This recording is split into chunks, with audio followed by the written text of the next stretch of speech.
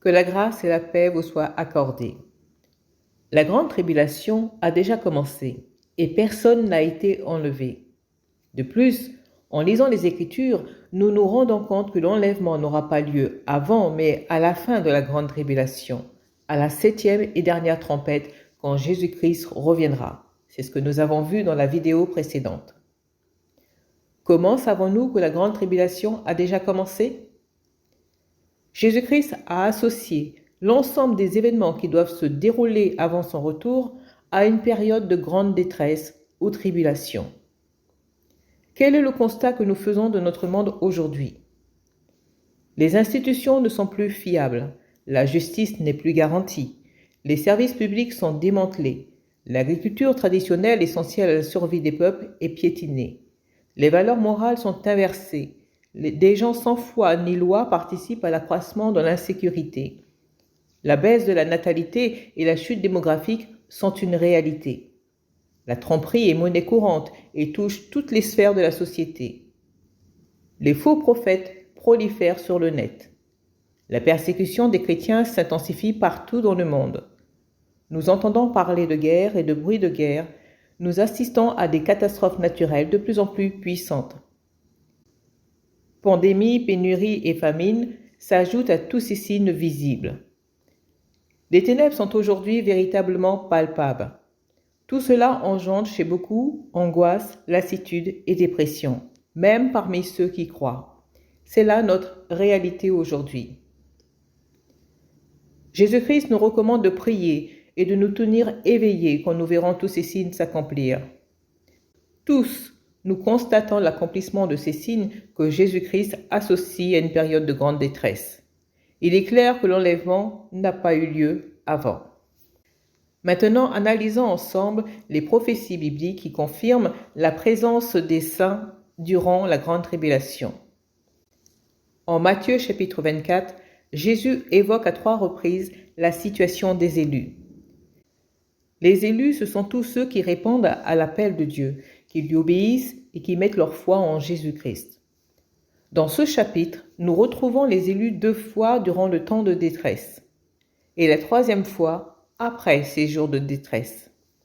Commençons par le verset 21. Il est dit « Car à ce moment-là, la détresse sera plus terrible que tout ce qu'on a connu depuis le commencement du monde, et jamais plus on ne verra pareille souffrance. Vraiment, si le Seigneur n'avait pas décidé de réduire le nombre de ses jours, personne n'en réchapperait. Mais à cause de ceux qu'il a choisis, il abrégera ce temps de calamité. » Aujourd'hui, nous pouvons facilement comprendre que si Dieu n'intervient pas, nous sommes tous perdus. Ce n'est pas une parole défaitiste, mais une réalité. Les grands de ce monde qui détiennent les finances et les ressources naturelles et vitales modifient et empoisonnent la nourriture, l'eau et l'air que Dieu nous a donnés pour vivre sur cette terre. Les firmes pharmaceutiques, loin d'être nos amis, nous tuent à petit feu. Les GAFAM nous transforment en zombies avec leur technologie qui aspire notre énergie. Il est même dit que l'intelligence artificielle pourrait surpasser, voire même détruire l'être humain. L'avenir de notre humanité est clairement menacé. Mais heureusement pour nous tous, Dieu va écourter ce temps de détresse afin de préserver la vie des élus encore présents sur terre. Leur présence durant la grande tribulation est confirmée au verset 24. Écoutez. De faux Christ surgiront ainsi que de faux prophètes. Ils produiront des signes extraordinaires et des prodiges au point de tromper, si c'était possible, ceux que Dieu a choisis. Voilà, je vous ai prévenu.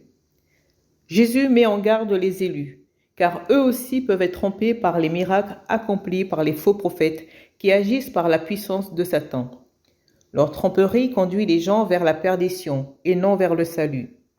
Nous voyons que ces faux prophètes sont très actifs aujourd'hui. Poursuivons notre lecture du verset 29 au verset 31. Il est dit « Immédiatement après ces jours de détresse, le soleil s'obscurcira, la lune perdra de sa clarté, les étoiles tomberont du ciel, les puissances célestes seront ébranlées. C'est alors que le signe du Fils de l'homme apparaîtra dans le ciel. Alors tous les peuples de la terre se lamenteront. Ils le verront avec beaucoup de puissance et de gloire. Il enverra ses anges rassemblés au son des trompettes éclatantes, ces élus des quatre coins du monde, d'un bout à l'autre de l'univers. Retenez bien le début du verset 29. Il est dit immédiatement après ces jours de détresse. Des signes apparaissent dans le ciel, le Seigneur revient et les élus sont rassemblés par les anges.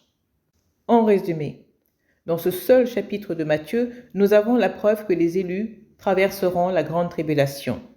Maintenant, prenons le livre de l'Apocalypse qui apporte d'autres preuves. Le chapitre 7 nous présente deux groupes de personnes présents à la fin des temps, les 144 000 élus et la grande foule des membres du peuple saint.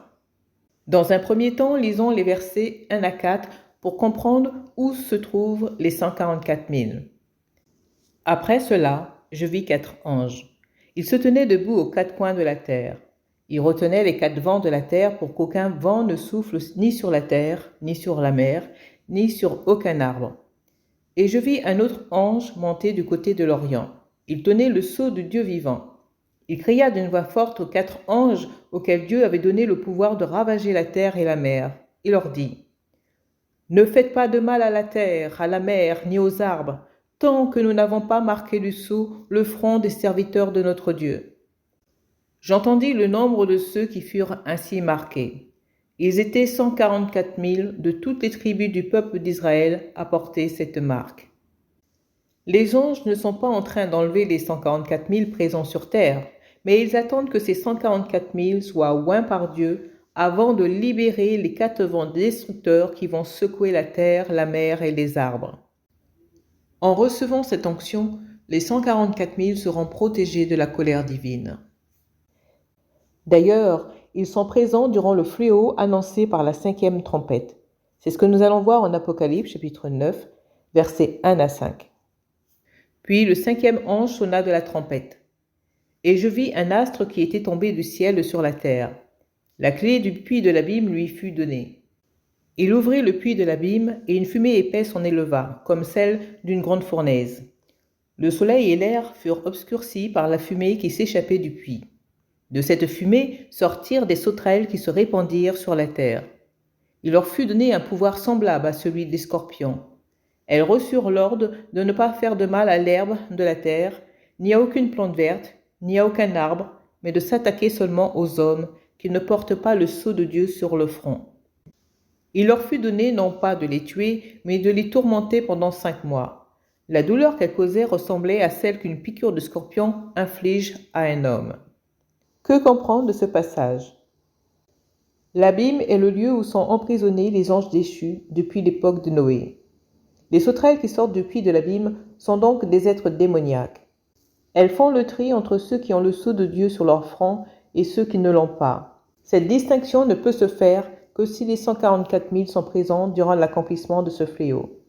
Cela signifie que les 144 000 ne seront pas encore enlevés à ce moment-là et auront même déjà assisté au fléau précédent. Maintenant, qu'en est-il de la grande foule ? Lisons Apocalypse chapitre 7 à partir de verset 9. Il est dit : « Après cela, je vis une foule immense que nul ne pouvait dénombrer. C'étaient des gens de toute nation, de toute tribu, de tout peuple et de toute langue. Ils se tenaient debout devant le trône et devant l'agneau, vêtus de tuniques blanches, et ils avaient à la main des branches de palmier. Ils proclamaient d'une voix forte : « Le salut appartient à notre Dieu qui siège sur le trône et à l'agneau. » Poursuivons au verset 13. Alors l'un des vieillards prit la parole et me demanda : « Ces gens vêtus d'une tunique blanche, qui sont-ils et d'où sont-ils venus ?» Je lui répondis : « Mon Seigneur, c'est toi qui le sais. » Il reprit : « Ce sont ceux qui viennent de la grande détresse. Ils ont lavé et blanchi leur tunique dans le sang de l'agneau. C'est pourquoi ils se tiennent devant le trône de Dieu et lui rendent un culte nuit et jour dans son temple. Et celui qui siège sur le trône les abritera sous sa tente. Ils ne connaîtront plus ni la faim ni la soif. Ils ne souffriront plus les ardeurs du soleil, ni d'aucune chaleur brûlante. Car l'agneau qui est au milieu du trône prendra soin d'eux comme un berger. Il les conduira vers les sources d'eau vive, et Dieu lui-même essuiera toute larme de leurs yeux. » Cette grande foule de toutes les nations qui portent le vêtement de sainteté se trouve devant le trône de Dieu et dans son temple qui se trouve au ciel. Notez bien que ces personnes viennent de la grande détresse. Et souvenez-vous que c'est après cette grande détresse que les anges rassemblent les élus des quatre coins du monde. Cette grande foule aura traversé de dures épreuves, car elle aura connu la faim, la soif et aura souffert de la chaleur du soleil. Cette foule reconnaît que son salut vient de Dieu et de l'agneau, qui n'est autre que Jésus-Christ. Faisons un petit résumé du chapitre 7 du livre de l'Apocalypse. Les 144 000 sont vus sur la terre et la grande foule devant le trône de Dieu au ciel. Les 144 000 sont vus avant le déclenchement des fléaux, tandis que la grande foule vient de la grande tribulation. Les 144 000 sont marqués du sceau de Dieu qui les protège de sa colère. La grande foule porte le vêtement de sainteté qui lui vaut le salut. Les 144 000 appartiennent aux 12 tribus d'Israël au sens charnel et spirituel, tandis que la grande foule est issue d'entre toutes les nations, les peuples et les langues. Au chapitre 14, verset 1 du livre de l'Apocalypse, les 144 000 sont debout sur le mention aux côtés de Jésus-Christ pour le salut des âmes. La moisson est extraordinaire car une grande foule est sauvée. Nous venons de voir ensemble la situation des saints avant et après la grande tribulation. Mais que se passe-t-il pour eux durant cette période difficile? Soyez attentifs à ces vérités annoncées par Jésus-Christ lui-même. En Matthieu chapitre 24, versets 9 à 14, il est dit « Alors on vous persécutera, et l'on vous mettra à mort. Toutes les nations vous haïront à cause de moi. À cause de cela, beaucoup abandonneront la foi. Ils se trahiront et se haïront les uns les autres. De nombreux faux prophètes surgiront et tromperont beaucoup de gens. Parce que le mal ne cessera de croître, l'amour du plus grand nombre se refroidira. Mais celui qui tiendra bon jusqu'au bout sera sauvé. Cette bonne nouvelle du règne de Dieu sera proclamée dans le monde entier pour que tous les peuples en entendent le témoignage. Alors viendra la fin. À quoi assistons-nous aujourd'hui? Les chrétiens sont persécutés comme jamais auparavant. Ils sont mis à mort, haïs à cause de leur foi et de leur obéissance à la parole de Dieu. Ils sont trahis par de faux frères qui les combattent. Ils sont confrontés à de faux prophètes qui égarent beaucoup de personnes. Malgré cette période difficile, ils persévèrent et continuent d'annoncer la bonne nouvelle du salut dans le monde entier. Aujourd'hui, des personnes d'entre toutes les nations ont accepté Jésus-Christ comme leur Seigneur et leur Sauveur. Pourquoi ce déferlement de haine contre les chrétiens? La raison principale est que Satan, l'ennemi de Dieu, mène une guerre sans pitié contre ceux qui observent les commandements de Dieu et qui rendent témoignage à Jésus-Christ. Comment Satan s'y prend-il pour nous faire la guerre? Tout d'abord, il faut être conscient que Satan domine ce monde. En refusant l'autorité de Dieu, la plupart des humains permettent à Satan d'exercer une influence sur eux, qu'ils en soient conscients ou pas. Beaucoup de ceux qui détiennent le pouvoir, la richesse et la gloire dans ce monde ont fait un pacte avec Satan. Ils ont intégré toutes les sphères de la société pour contrôler les peuples et exercer sur eux une emprise maléfique. Le chapitre 13 du livre de l'Apocalypse dévoile comment Satan utilise deux puissances maléfiques pour dominer sur le monde, se faire adorer par les peuples et combattre tous ceux qui sont fidèles à Dieu. Ces puissances, représentées sous forme de bêtes, s'imposent par la force, la menace et la tromperie. La première bête issue de la mer est créée par Satan à sa ressemblance. Elle est constituée de 7 têtes et 10 cornes, avec des noms insultants pour Dieu. C'est ainsi que Satan lui-même est décrit dans le chapitre 12. Selon le livre de Daniel au chapitre 7, la bête représente un royaume. Les 7 têtes, quant à elles, correspondent aux 7 empires qui ont dominé le peuple de Dieu tout au long de l'histoire. Les 10 cornes représentent l'ensemble des chefs d'État qui vivent à notre époque et qui soutiennent la bête, cet empire mondial diabolique. Nous allons voir l'étendue de son pouvoir au chapitre 13 à partir du verset 4. Il est dit « Les peuples adorèrent le dragon, c'est Satan, parce qu'il avait donné son pouvoir à la bête. Ils adorèrent aussi la bête en disant « Qui est semblable à la bête? Qui peut combattre contre elle ?» Il lui fut donné une gueule pour proférer des discours arrogants et insultants contre Dieu. Elle reçut le droit d'exercer son autorité pendant 42 mois. Elle ouvrit sa gueule pour proférer des blasphèmes et insulter Dieu, la tente où il demeure et ceux dont la demeure est au ciel. Il lui fut même permis de faire la guerre à ceux qui appartiennent à Dieu et de les vaincre. Elle reçut autorité sur tout peuple, toute tribu, toute langue et toute nation. Tous les habitants de la terre l'adoreront, tous ceux dont le nom n'est pas inscrit depuis l'origine du monde dans le livre de vie de l'agneau égorgé. Que celui qui a des oreilles écoute. Si quelqu'un doit aller en captivité, il ira certainement en captivité. Si quelqu'un doit périr par l'épée, il périra certainement par l'épée. C'est là que ceux qui appartiennent à Dieu doivent faire preuve d'endurance et de foi. Cette bête, impulsée par Satan, mène une guerre ouverte contre Dieu, contre Jésus-Christ et contre les saints. Cette bête lutte contre la vérité, la justice, la vie, la famille, les valeurs morales et la Bible. Elle diffuse son esprit de dépravation et de destruction en utilisant la loi. Elle persécute les serviteurs de Dieu en les emprisonnant ou en les tuant. Durant cette période de dure persécution, les fidèles doivent faire preuve d'endurance. La deuxième bête a une apparence trompeuse, mais est tout aussi dangereuse que la première. D'ailleurs, elle est appelée le faux prophète. Tout comme un vrai prophète parle de la part de Dieu, ce faux prophète parle au nom de la bête à 7 têtes et 10 cornes. Elle fait la propagande du nouvel ordre mondial. Voyons ensemble comment elle s'impose au peuple et ce qui attend ceux qui lui résistent. Lisons Apocalypse chapitre 13, verset 11 au verset 18. Il est dit: Ensuite, je vis une autre bête monter de la terre. Elle portait 2 cornes semblables à celles d'un agneau, mais elle parlait comme un dragon. Cette nouvelle bête exerçait tout le pouvoir de la première bête en sa présence. Elle amenait la terre et ses habitants à adorer la première bête, celle qui avait été guérie de sa blessure mortelle. Elle accomplissait des signes miraculeux, faisant tomber le feu du ciel sur la terre à la vue de tout le monde. Par les signes miraculeux qui lui fut donné d'accomplir au service de la première bête, elle égarait tous les habitants de la terre. Elle leur demandait de faire une image de la bête qui avait été frappée de l'épée et qui était de nouveau vivante. Il lui fut même donné d'animer l'image de la bête, et l'image se mit à parler, et elle faisait mourir ceux qui refusaient de l'adorer.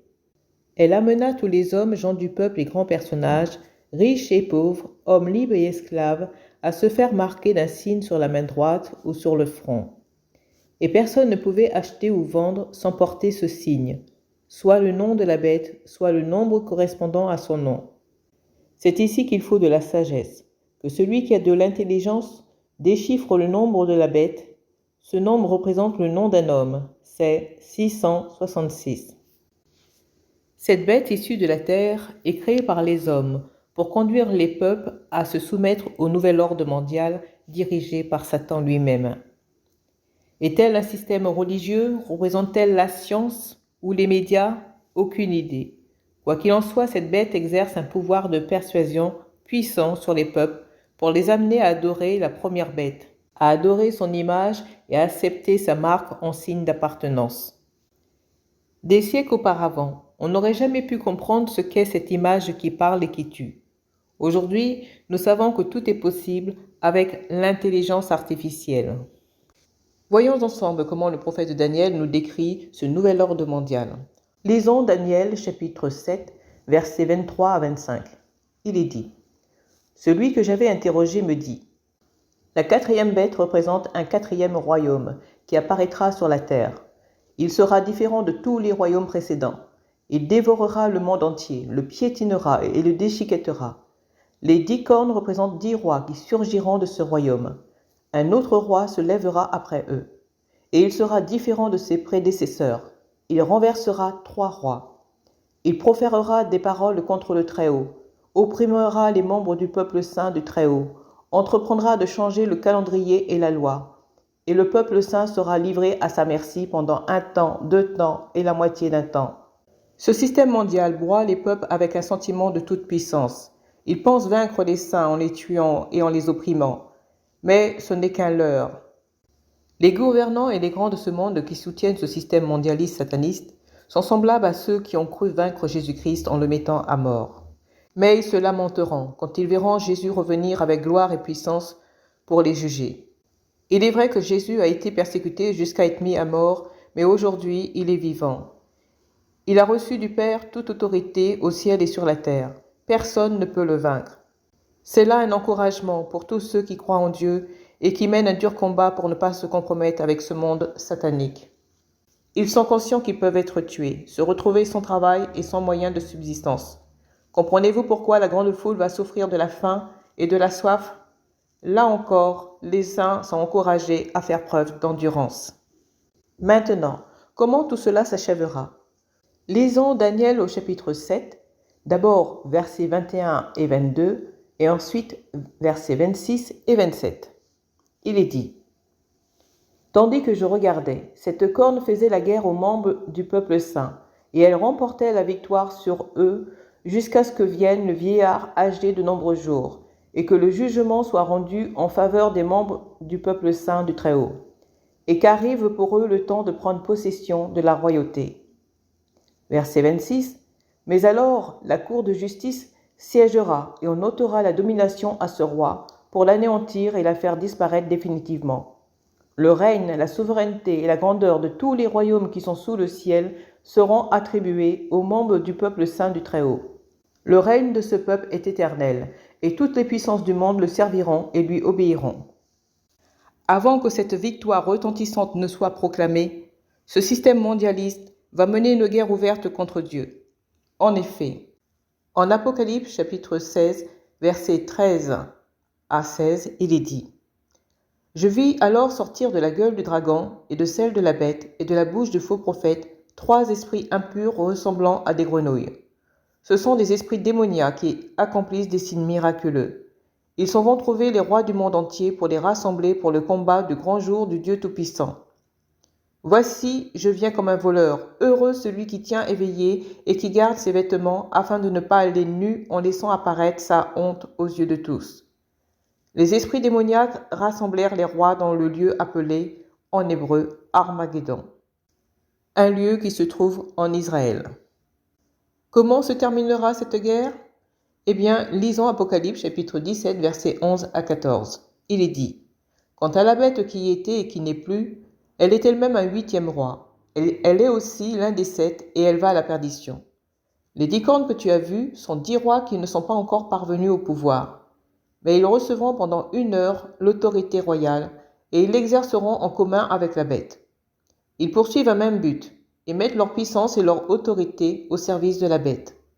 Ils feront la guerre à l'agneau, mais celui-ci les vaincra, car il est le Seigneur des seigneurs et le Roi des rois.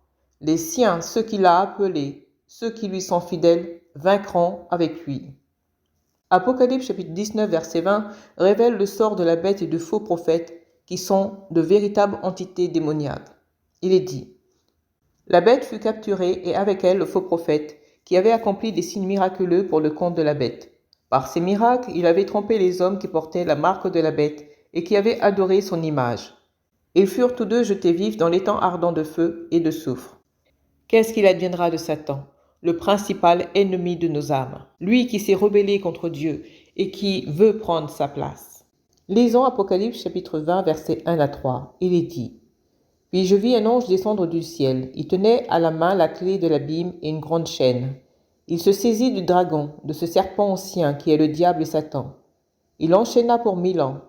Il le précipita dans l'abîme qu'il ferma au-dessus de lui, en y mettant des scellés afin que le dragon ne puisse plus égarer les peuples avant le terme des 1000 ans. Après cela, il doit être relâché pour un peu de temps. Poursuivons du verset 7 au verset 10. Il est dit: Lorsque les 1000 ans seront écoulés, Satan sera relâché de sa prison, et il s'en ira tromper les peuples des 4 coins de la terre, Gog et Magog. Il les rassemblera pour le combat en troupes innombrables, comme les grains de sable au bord des mers. Tous ces peuples s'ébranlèrent sur toute la surface de la terre, et ils investirent le camp du peuple saint et la ville bien-aimée de Dieu. Mais un feu tomba du ciel et les consuma. Alors le diable qui les trompait fut jeté dans l'étang de feu et de soufre. Il y rejoignit la bête et le faux prophète, et ils subiront des tourments jour et nuit pendant l'éternité. Satan sera relâché pour constater que tout le plan de Dieu s'accomplit à merveille, et que personne ne peut s'opposer à Dieu. Malheureusement, il y aura encore des humains qui vont le suivre, mais qui le suivront également dans ce lac de feu. N'est-ce pas là une victoire éclatante? Même si nous souffrons aujourd'hui, Gardons l'espoir, car Jésus-Christ interviendra pour juger les dirigeants et les grands de ce monde qui auront dépouillé, malmené et sacrifié les peuples pour leurs propres intérêts et satisfaire leur père Satan. Bientôt, Dieu mettra fin à tous ces gouvernements corrompus et instaurera son règne de paix et de justice. Voyons ensemble ce qu'il adviendra aux saints qui auront persévéré jusqu'au bout. Lisons Apocalypse chapitre 20, versets 4 à 6. Il est dit: Ensuite je vis des trônes, et on remit le jugement entre les mains de ceux qui y prirent place. Je vis aussi les âmes de ceux qu'on avait décapités à cause du témoignage rendu par Jésus et à cause de la parole de Dieu. Je vis encore tous ceux qui n'avaient pas adoré la bête, ni son image, et qui n'avaient pas reçu sa marque sur leur front et leurs mains. Ils vécurent et régnèrent avec Christ pendant 1000 ans. C'est la première résurrection. Les autres morts ne vécurent pas avant la fin des 1000 ans. Heureux et saints ceux qui ont part à la première résurrection. La seconde mort n'a pas de prise sur eux. Ils seront prêtres de Dieu et de Christ, et ils régneront avec lui pendant 1000 ans. Mes frères et sœurs, oui, nous sommes dans la dernière ligne droite, et le combat est rude. Nous qui sommes présents en ces temps cruciaux pour l'avenir de l'humanité, notre Seigneur Jésus-Christ nous encourage à faire preuve de persévérance. Soyons conscients que les événements vont s'accélérer et vont s'intensifier. Cela sera certainement dur pour chacun d'entre nous. Mais Jésus-Christ nous donne l'assurance que celui qui persévérera jusqu'à la fin sera sauvé. Alors tenez bon, mes frères et sœurs.